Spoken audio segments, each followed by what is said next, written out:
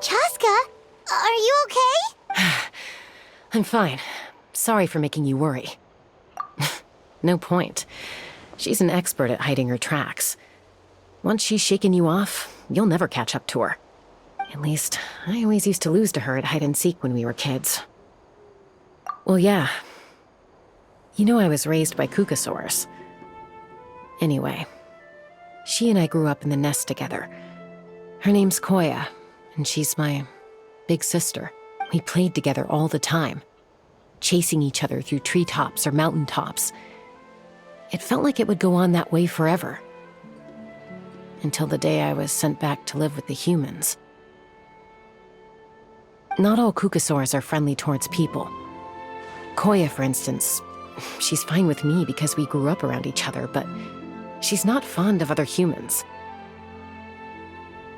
When Mom decided to send me away, Koya strongly protested, and after I left, she became more and more reluctant to interact with humans. Maybe she thinks that humans stole you away from her. It's a possibility, but in any case, we still stayed best friends at first. I had a hard time adjusting to life in the tribe, so whenever something went wrong, I'd run off into the wild and vent to Koya. Ah, so that's what Uncle Cusco was talking about. He said you seemed to prefer hanging out with Saurians to your own kind back then. Yeah, I did. But then, gradually, everything changed. With a new mom and dad, a new tribe, and Koichi. I started getting curious about these humans, and made an effort to understand their behavior. The more time I spent with them, the less I spent with Koya. And then, one day, it was Koya's turn to leave the nest. She sought me out and asked if I was willing to leave the tribe and go live in the wilderness with her. As far as I can remember, that was the first time she ever approached a human settlement on purpose. So, how did you answer her? Well, I wouldn't be standing here talking to you if I'd said yes. No, I was torn. On the one hand, I'd already made up my mind to embrace my new family and accept my human identity. But I also knew that Koya wasn't a fan of humans, and I didn't want to disappoint her. She took my hesitation as an answer. She saw it as a personal betrayal, threw a huge fit, and then flew off. We hadn't seen each other since, well, until today. Not for a lack of trying, though.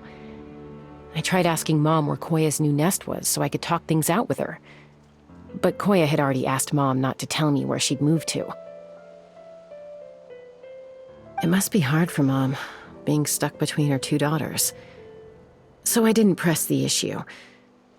And I didn't go looking for her. If things carry on like this, I need to make sure I find her before anyone else, even if she doesn't want to see me. For now, let's bring the wounded back to the tribe, and see what Mutota and Elder Alba have in mind.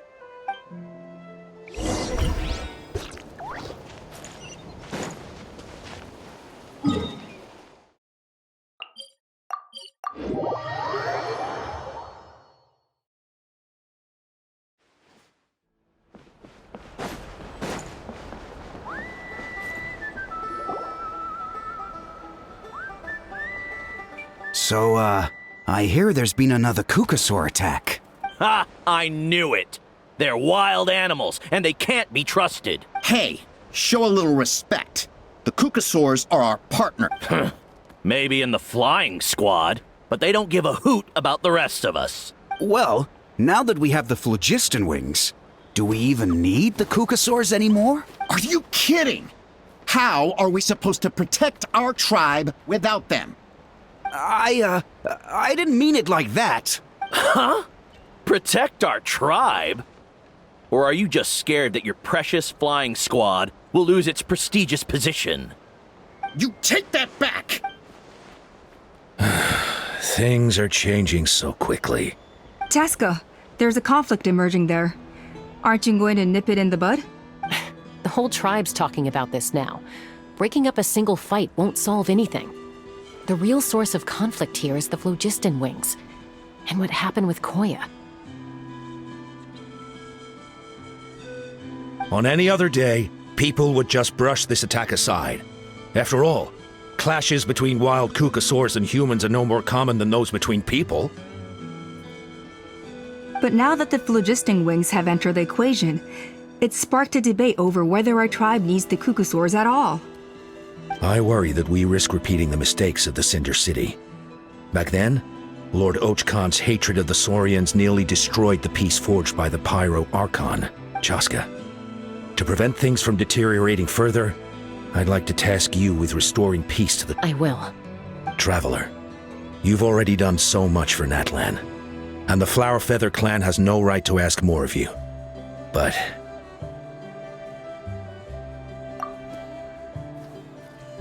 Thank you. And don't forget about Paimon. Just leave this to us. This whole situation has unfolded so quickly that it's put us on a back foot. To tell the truth, it makes me a little suspicious. You think someone might have orchestrated all this? It's possible. Leave it with me. I'll look into it. Also, Chasca, could you try to keep a low profile while you're out there digging around? We don't want to give our hand away. I'll do my best. Okay, so where should we start? This all began with Koya's attacks. If we can find out what led her to do it, that should give us something to work with. Unlikely. Given how she reacted when I showed up, I don't think she's forgiven me. If you want to resolve a conflict through dialogue, sometimes you need a third-party facilitator. Let's go see my mom.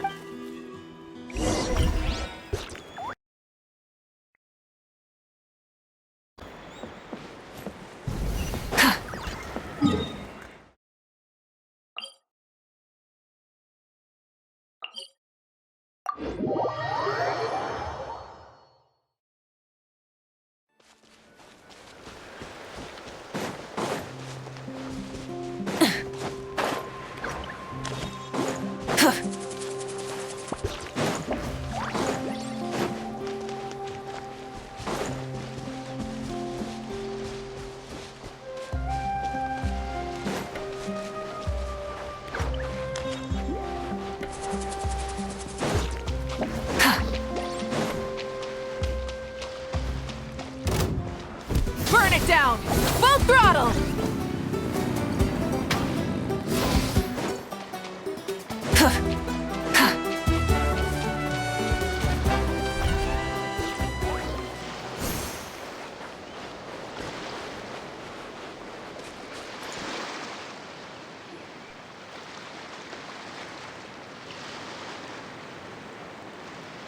Wow, so this is where you used to live as a child? Mm-hmm.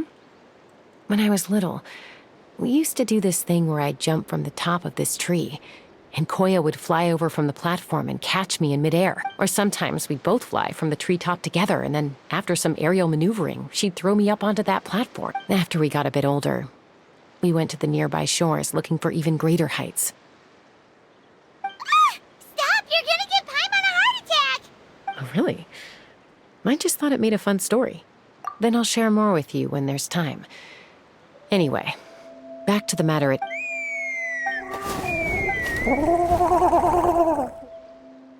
Hey, Mama Bird. I'm back. My last visit was only a week ago, wasn't it? See? I visit you more than I visit Papa Cusco. I brought a couple of friends with me. These are the Traveler and Paimon. This is my mom. Her name is Chimpu. In the human tongue, anyway. Hi! No, not really. I don't speak it as such, but I can sort of get the gist. Although only with Mom and Koya, since I spent my formative years with them. Even then, it's basically a best guess based on their sounds, body language, and expressions. Seems to work about 9 times out of 10, anyway. As for whether Mom understands me, I can't always tell.